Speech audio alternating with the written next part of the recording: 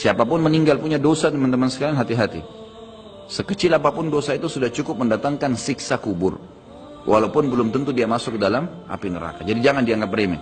Makanya kisah yang masyhur berhubungan dengan masalah ini adalah kisah Utsman bin Affan radhiyallahu anhu yang pernah menziarahi kuburan lalu terisak-isak menangis seperti anak kecil.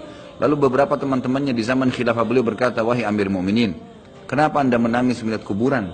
Padahal Nabi SAW sudah menjamin buat anda surga. Dan anda ini siapa?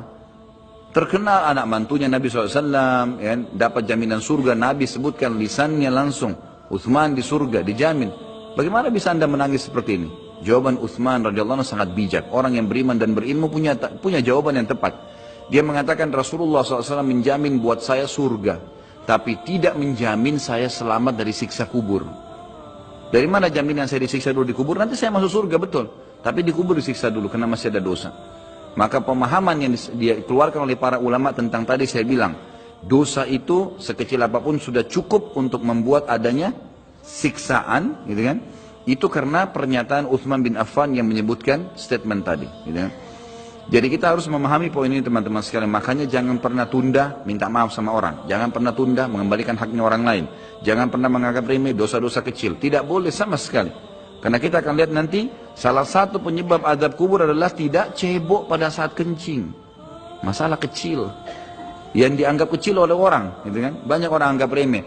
Maaf, banyak saudara-saudara kita yang membawa taksi, kendaraan umum di luar sana, kemudian kadang-kadang kita lihat di pinggir jalan kebelet kencing, main mampir sembarangan saja, ya, kencing sembarangan, tidak membersihkan dirinya. Ini berbahaya, penyebab azab kubur. Kata ulama, kalau kencing saja itu sudah menjadi penyebab, bagaimana dengan buang air besar? Bagaimana dengan orang junub tidak mandi? Bagaimana dengan hal-hal yang lebih besar lagi, gitu kan?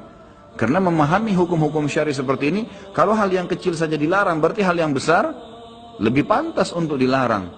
Kalau hal kecil saja mendatangkan azab, berarti hal yang lebih besar lebih pantas mendatangkan azab. Jadi harus hati-hati, gitu kan? Kalau amal ibadah kecil kita kerjakan sudah besar pahalanya, bagaimana dengan amal yang wajib misalnya, atau amal yang besar yang kita kerjakan? Kalau umrah fadilahnya besar, berarti haji lebih besar. Kalau sholat sunnah besar, tahajud, maka sholat 5 waktu lebih besar pahalanya, dan seterusnya. Jadi poin-poin ini dalam mukaddimah kita harus difahamin baik-baik, gitu kan? Terutama yang terakhir saya ucapkan tadi, hati-hati teman-teman sekalian. Saya juga tahu diri saya pasti punya salah, tapi saya mengajak diri saya dan jemaah sekalian untuk beristighfar kepada Allah, bertaubat. Jangan tunda pengembalian haknya orang lain, meminta maaf kalau punya kesalahan. Jangan tunda-tunda, jangan bilang nanti Idul Fitri baru saya minta maaf. Nggak ada perintah dalam agama seperti itu.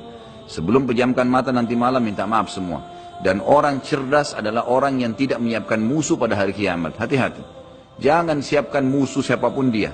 Maka harus ini, ya, kembalikan semua hak-hak orang, minta maaf. Kalau pernah mengambil barang orang yang tidak jelas, kembalikan. Kalau tidak, sedekahkan sejumlah itu. Semua selesaikan. Jangan ada masalah.